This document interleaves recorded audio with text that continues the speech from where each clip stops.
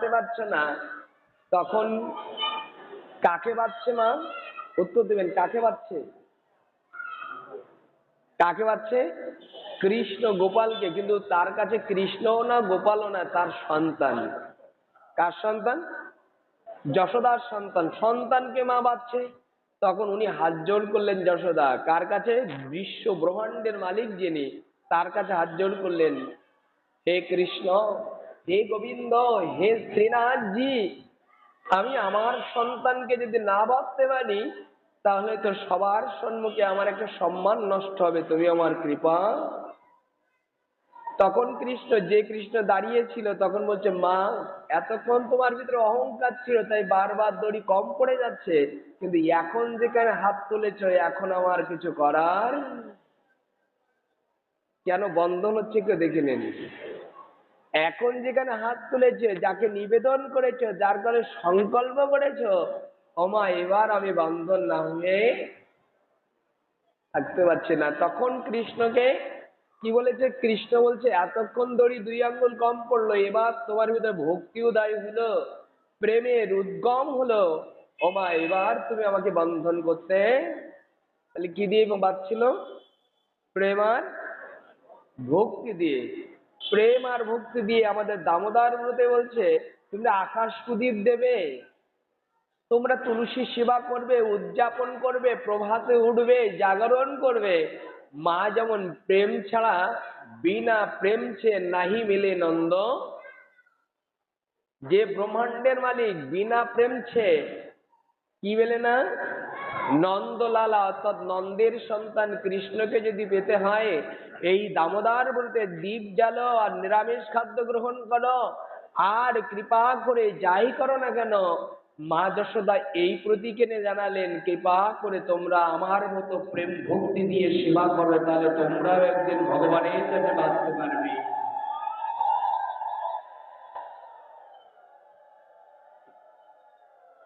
আসতে মা উত্তর দিয়েছে, তোমরাও ভগবানকে বাঁধতে পারবে। আমি যশোদা বেঁধেছি, আমি বাধা পড়তো না যদি আমার ভিতরে প্রেম আর ভক্তি উদয় না হতো। যখন মা বাঁধলেন তাকে উদো খুলে, কি বেঁধেছি, কিসে বেঁধেছিলেন? উদো, উদুখুলে, মানে উদুখুল বোঝেন তো, যেখানে মন্থন ক্রিয়া করতো ওকে বলা হয় উদুখুলে। এই উদুখুলে যখন মা বেঁধেছিলেন তখন কৃষ্ণ অন্তর্ধান হলেন। মা গো, ও মা, ঋষিরা হাজার লক্ষ বছর আমার জন্য ধ্যান করেছে, বনে গিয়ে, গুহার মধ্যে গিয়ে, হাজার লক্ষ বছর। কয় বছর? হাজার লক্ষ বছর। তাদের জীবন, মাংসগুলো মাটি হয়ে গেছে, হাড়গুলো মাটি হয়ে গেছে, আত্মা সংযুক্ত করে অস্থি দিয়ে আছে, তবু আমার নাম করছে, কিন্তু তারা আমাকে পায় না। কিন্তু তুমি আমাকে পেয়েও, জগৎ ব্রহ্মাণ্ডের মালিক, জগৎ ব্রহ্মাণ্ডে যিনি পরিচালনা করে সেই কৃষ্ণ তুমি পেয়েও আজকে দড়ি দিয়ে বাঁধলে। ওমা, ওমা গো, একবার তাকিয়ে দেখবে যে তুমি আমাকে কোন জ্ঞানে, কোন সাধনায়, কোন তত্ত্বে আজকে তুমি আমাকে বাঁধলে। খুব মন দিয়ে শ্রবণ করবেন, কথার খুব নির্যাসপূর্ণ। যদি পারেন এই লীলার মধ্যে প্রেম পাবেন, এই লীলার ভিতরে ভক্তি পাবেন। নিজের ভক্তিকে, নিজের প্রেমকে এই মুহূর্তে দামোদরকে দেওয়ার চেষ্টা করবেন। আজকে আমরা দুটি নিয়ে আলোচনা করব। সেটা হলো, এই যে কৃষ্ণ দামোদর বন্ধন হয়েছিল, কিন্তু এই কৃষ্ণের পিতামাতা কে ছিল? সেটা যশোদা আর নন্দ রাজা। কিন্তু এরা পূর্বজন্মে কি ছিলেন সেটাই কৃষ্ণ ধ্যান করে দেখছেন, যে পূর্বজন্মে এমন কি সাধনা করেছিলে যার কারণে তুমি আমাকে। দেখো, কথাগুলি খুব নিগুড় পাবে, আনন্দ পাবে। এই জায়গায় দাঁড়িয়ে উত্তর দিয়েছে, যখন কৃষ্ণ ধ্যানে অনুভব করলো, চোখ বন্ধ করলো, আমি দেখতে চাই তুমি এর আগে কোন জন্মে কোন সাধনা করেছো যার কারণে তুমি আমাকে পেয়েছো। কৃষ্ণ চোখ বন্ধ করে দেখলো, ও মা, তুমি আজ রাজরানী হয়েছো, আজ নন্দ রাজা আজকে রাজা হয়েছে, কিন্তু আজকের এই সুকৃতিতে নয়, আজকে এই জন্মের সুকৃতিতে নয়। তাহলে কি করে? ও মা, আজকে তুমি যশোদা মা, কিন্তু এর গত জন্মে, এই গত জন্মে তুমি ছিলে ধরা। কতগুলো খুব মন দিয়ে শ্রবণ করবেন। যিনি রাজরানী আজকে, তিনি ছিলেন গত জন্মে, বিগত জন্মে ছিলেন কি? ছিলেন ধরা। ওমা, তোমার স্বামী যিনি নন্দরায়া, ইনি আজকে নন্দ রাজা হলো বৃন্দাবনের, ইনি ছিলেন দ্রোণাচার্য। দ্রোণ, গুরু দ্রোণ, গুরু দ্রোণ না, এটা দ্রোণ নামে খ্যাত করেছে। গুরু দ্রোণাচার্য অস্ত্রগুরু নাই, কিন্তু এটা ধরাসতীর স্বামীর নাম হলো দ্রোণাচার্য। অস্ত্রগুরু দ্রোণাচার্য না, এটা এটা দ্রোণাচার্য। তখন এই দ্রোণাচার্য আর এই ধরাসতী নামে তোমার খ্যাত ছিলে। তোমরা এত দারিদ্র ছিলে, কৃষ্ণ কল্পনা করছে কিন্তু মনে মনে, তোমরা এত কেন কল্পনা করছে? কেন আমি বন্ধন দশায় মার কাছে আবদ্ধ হলাম? পূর্ব জন্মে তুমি এমন কি করেছো যে আমি তোমার কাছে বন্ধন? সেই কথাগুলি কৃষ্ণ চিন্তা করছে, সেই কথাগুলি আপনারা শুনছেন, একটু লক্ষ্য রাখবেন। তখন কি করেছে? পিছনের সন্তানরা এতটা কালকেও যেন আমাদের জ্বালাতন করেছে, আজকেরও সমস্যা করছে। এরকম বারবার করলে ভক্তরা প্রেম আনন্দ পাবে না। এই লক্ষ্য করো, অনুভব করে। এই জগতের অনুভূতিটা হলো, কৃষ্ণ যখন ওই চিন্তা করছে, বলছে তুই দ্রোণ, আর তুমি মা যখন ধরাসতী ছিলে, বাড়ি কোনো টন্ডুল ছিল না। টন্ডুল শব্দ তো কি? চাউল ছিল না, খাদ্য ছিল না। ওমা, একটা গাড়ি ছিল তোমাদের দুয়ারে। আমি নারদকে নিয়ে, কৃষ্ণ কিন্তু বাধা চিন্তা করছে, আমি নারদকে নিয়ে পরীক্ষা করতে গিয়েছিলাম তোমরা বৈষ্ণব সেবা করো কি না। যখন তোমার আঙ্গিনায় পদার্পণ করেছি, তাল পাতার কুঠির, জল পড়লে জল আসে, পূর্ণিমার রাত্রে যদি চাঁদ ওঠে তোমার ঘরে আলো পড়ে, যদি সকালে সূর্য ওঠে তোমার ঘরে সূর্যের তাপ আসে, এমন একটা তালপাতার কুঠিরে স্বামী স্ত্রী দুজন বসবাস করছে ভগবান সেবা করতে। তবে তোমার কুটিরে যে আসতো তাকে তুমি খালি হাতে ফেরাতে, খুব মন দিয়ে লক্ষ্য করে, যে আসতো তাকে তুমি খালি হাতে ফেরাতে না। খুব প্রাণাতীত কথা। তো যখন আমি তোমার ওই কুটিরে গেলাম, তোমরা ভিখারি ছিলে, আমরা ভিক্ষান দেই, দুপুরবেলা খাদ্যের জন্য, প্রসাদের জন্য তোমার দুয়ারে গেলাম। দ্রোণ তখন ভিক্ষায় গেছে, তুমি আমাদেরকে দুপুরে প্রসাদ পাবে, তোমার স্বামী যা ভিক্ষা করে নিয়ে আসবে সেটা আমাদের প্রসাদ দেবে, এই চিন্তা তোমার ভিতরে।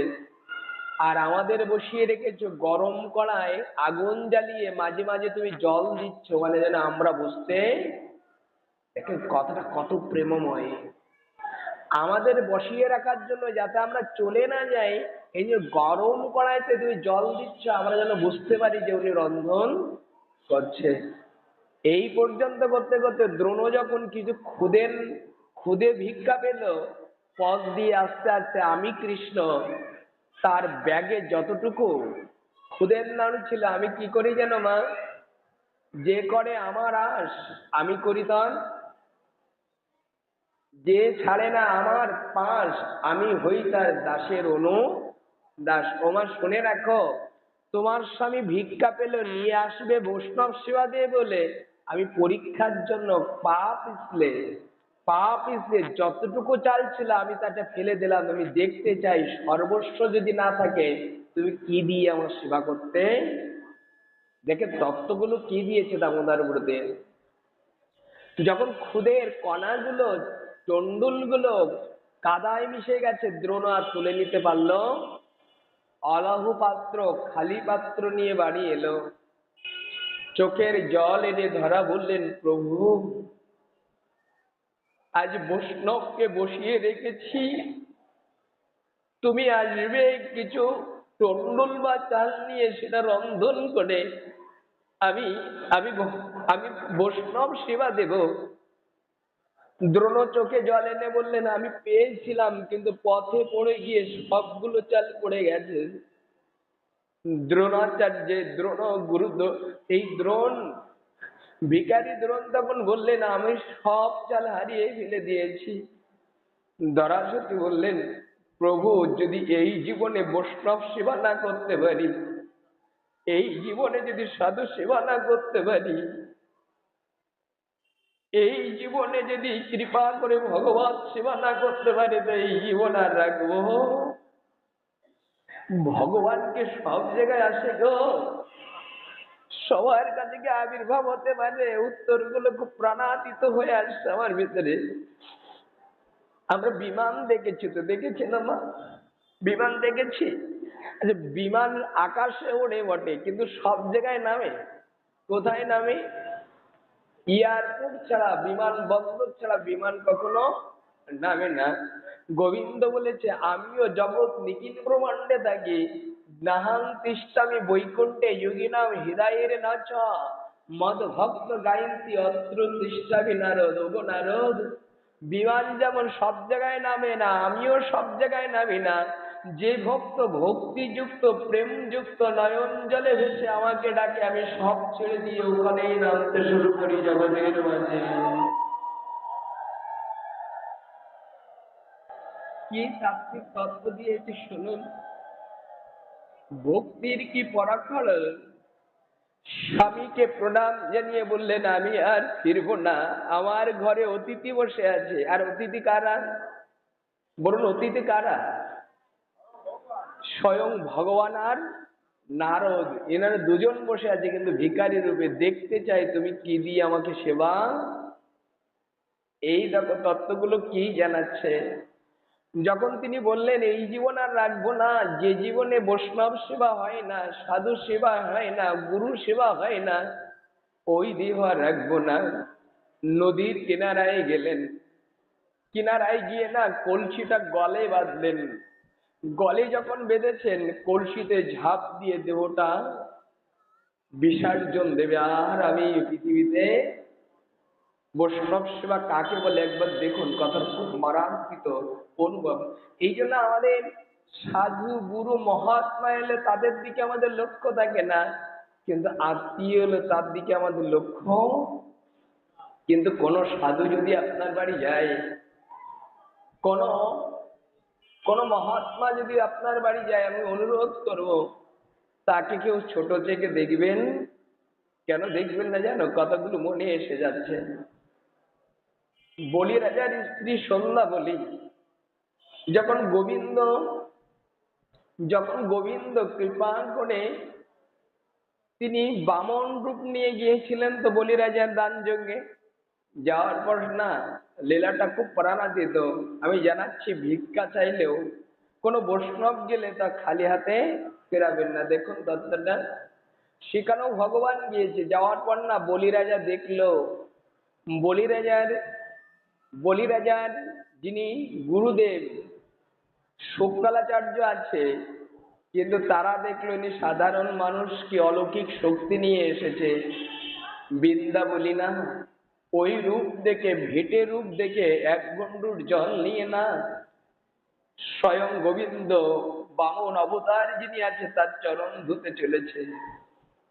প্রহ্লাদ মহারাজ, ব্রহ্মা, বিষ্ণু গিয়ে জিজ্ঞাসা করছে, প্রভু, আমরা তোমার সন্নিকটে থাকি, কিন্তু কোনোদিন কৃপা করে তোমার চরণ ধূপ করতে পারি না। কি সেবা করেছে আজকে অসুরের স্ত্রী বিদ্যা বলি তোমার চরণ পেতে পারছে।